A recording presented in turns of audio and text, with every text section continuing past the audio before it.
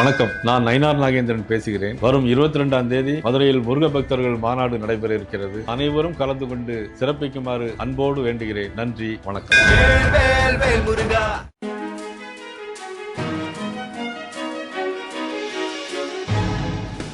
தட்டை, சீடை, முறுக்கு, ரிப்பன் போகடா, அதிரசம் என்ன வேணாலும் செய்யுங்க.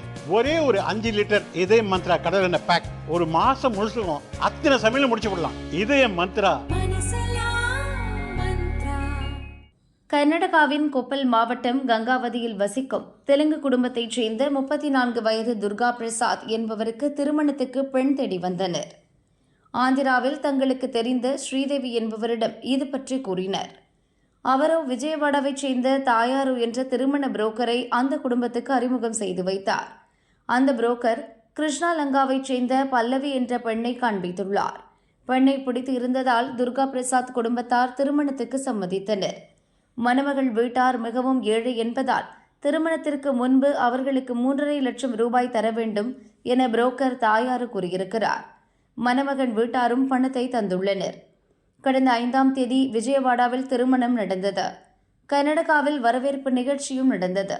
மணப்பெண் பல்லவியின் சகோதரர் ஹரீஷ் தமது தாயாருக்கு உடல்நிலை சரியில்லாததால் ஊருக்கு செல்ல வேண்டும் என கூறி மாப்பிள்ளை வீட்டாரிடம் 50,000 வாங்கி சென்றார். அதன்பின் கணவருடன் வாழ விருப்பம் இல்லை என கூறி பல்லவி திடீரென முரண்டு பிடித்தார். சந்தேகமடைந்த மாப்பிள்ளை வீட்டார் ஏன் என கேட்டு ரவுண்டு கட்டி விசாரித்தனர். அப்போது அவர் சொன்னதை கேட்டு மாப்பிள்ளை குடும்பத்தினர் அதிர்ச்சியில் உறைந்தனர்.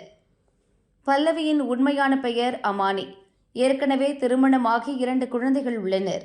தற்பொழுது கணவரை பிரிந்து குழந்தைகளுடன் வசித்து வருகிறார். சில நாட்களுக்கு மணமகள் போல் நடித்தால் 50,000 ரூபாய் தருவதாக புரோக்கர் தாயாரு சொன்னதை நம்பி நடிக்க ஒப்புக்கொண்டிருக்கிறார். ஆனால் சொன்னபடி 50,000 தராமல் 35,000 மட்டும் கொடுத்துவிட்டு அவர் எஸ்கேப் ஆகியிருக்கிறார். அந்த புரோக்கருடன் பார்வதி, விமலா, ஆட்டோ டிரைவர் அப்பாராவ் ஆகியோர் சேர்ந்து இந்த நாடகத்தை நடத்தியிருக்கிறார்கள்.